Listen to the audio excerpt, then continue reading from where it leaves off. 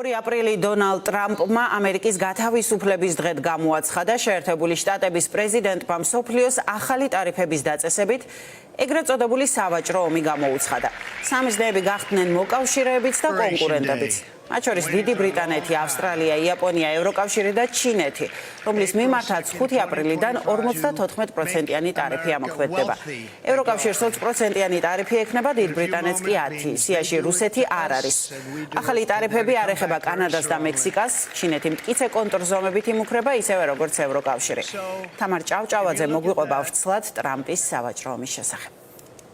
დონალდ ტრამპი პრეზიდენტობის მეორე ვადის მთავარი მოვლენისთვის 2 თვე ნახევარი ემზადებოდა თეთრი სახლის წინ ვარდების ბაღში საზეიმო ვითარებაში გამოაცხადა. მან შეერთებული შტატების პრეზიდენტმა 2 აპრილი ამერიკის განთავისუფლების დღედ მასშტაბური ტარიფების დაწესებით ქვეყანაში იმპორტირებულ საქონელზე.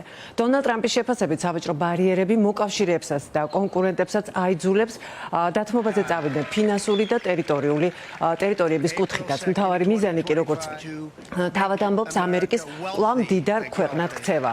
პრეზიდენტმა ხელი მოაწერა შესაბამის განკარგულებებსაც, რომლის მიხედვითაც საბაზისო 10%-იანი ტარიფი უწესდება ქვეყნების დიდ ნაწილს, მათ შორის დიდ ბრიტანეთს, ავსტრალიას, არგენტინას და საუდის არაბეთს.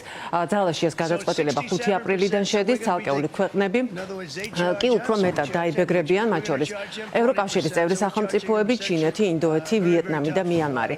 ამ ორ უკანასკნელს 50%-იანი ტარიფები დაუწესდებათ. ჩინეთს 54, ევროკავშირს 20, იაპონიას კი 24.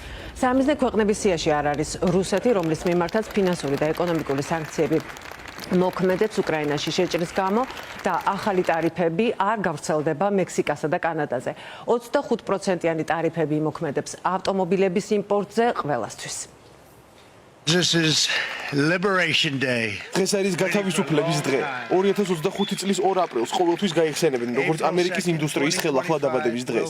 როდესაც ამერიკამ თავისი ბედი დაუბრუნა და გაიხსენებენ დღე, როდესაც დავიწყეთ ამერიკა ისევ მდიდარ ქვეყანად გვექცია. ხელი მოვაწერე აღმასრულებელ განკარგულებას, საპასუხო ტარიფების დაწესების შესახებ მთელი სოფლიოს ქვეყნებისთვის. ეს არის საპასუხო, რაც იმას ნიშნავს, რომ ისინიც ამას გვიკეთებენ და ჩვენ ამას ვუკეთებთ. ძალიან მარტივია. ამაზე მარტივად ვერ ვიტყვი. ჩემი აზრით ძალიან მნიშვნელოვანი დღეა ამერიკის ისტორიაში. ეს არის ჩვენი ეკონომიკური დამოუკიდებლობის декларация. შრომელი ამერიკის მოქალაქეები იძულებულები იყვნენ ყოფილიყვნენ გვერდით გაწეული. მაშინ, როდესაც სხვა ქვეყნები მდიდრდებოდნენ და ძლიერდებოდნენ. მეტწილად ჩვენს ხარჯზე. ახლა ჩვენი აყვავების დროა. როგორც მოსაოდნელი იყო, უკუ რეაქცია მოყვა დონალდ ტრამპის გადაწყვეტილებას როგორც მოკავშირეების, ასევე კონკურენტი ქვეყნების მხრიდან. ჩინეთმა შეერთებული შტატების პრეზიდენტს გადაწყვეტილების შეცვლისკენ მოუწოდა, წინააღმდეგ შემთხვევაში კონტრზომებით დაიმუქრა.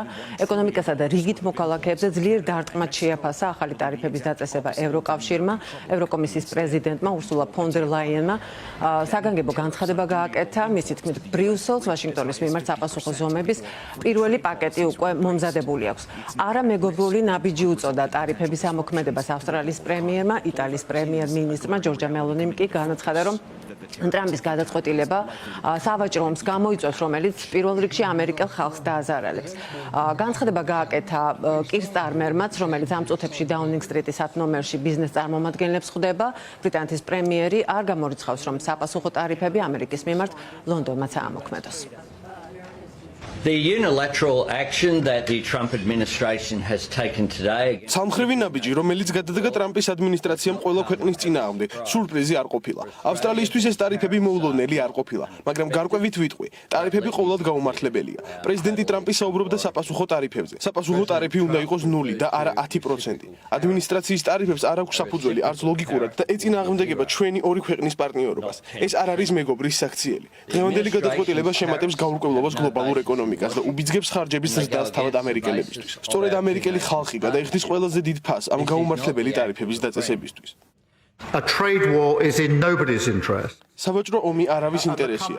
ჩვენი მიდგომა იქნება პრაგმატული და მშვიდი. A calm pragmatic. პრეზიდენტ ტრამპის მიერ უნივერსალური ტარიფების გამოცხადება უდიდესი დარტყმა მთელი მსოფლიოსთვის ევროკავშირის ჩათვლით. ძალიან სამწუხაროა, რომ ეს არჩევანი გააკეთა. მოდით ვიყოთ მკაფიო. ის მოიტანს უზარმაზარ დამაზიანებელ შედეგებს. გლობალური ეკონომიკა მასშტაბურად დაზარალდება. გაურკვევლობა გაიზრდება და გამოიწვევს დამატებით პროტექციონიზმს. შედეგები იქნება სასტიკი მილიონობით ადამიანისთვის მსოფლიოს მასშტაბით. ასევე მოწყვლადი ქვეყნებისთვის, რომლებიც ექვემდებარებიან შეერთებული შტატების ყველაზე მაღალ ტარიფებს. ტარიფების გამოყენება როგორც პირველი და უკანასკნელი ბერკეტი პრობლემას ვერ მოაგვარებს. სწორედ ამიტომ ყოველთვის მზად ვიყავით მოლაპარაკებებისთვის შეერთებულ შტატებთან, რომ მოგვეხსნა სავაჭრო ბარიერები ტრანსატლანტიკურ ვაჭრობაში. ამავდროულად რეაგირებისთვისაც მზად ვართ.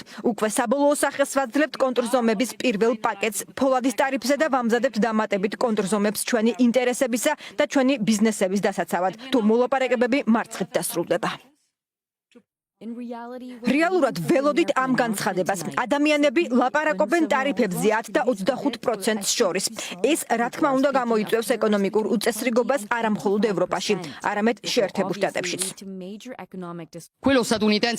ჩვენთვის შეერთებული შტატები საკვანძო ბაზარია. რა თქმა უნდა, ახალი ტარიფების დაწესება გამოიწვევს მძიმე შედეგებს იტალიელი მწარმოებლებისთვის. ჩემი პირადი აზრია, რომ თავად ამერიკელებისთვისაც უსამართლოა, რადგან შეუზღუდავს მათ ჩვენი პროდუქციის შეძენისა და მოხმარების შესაძლებლობებს.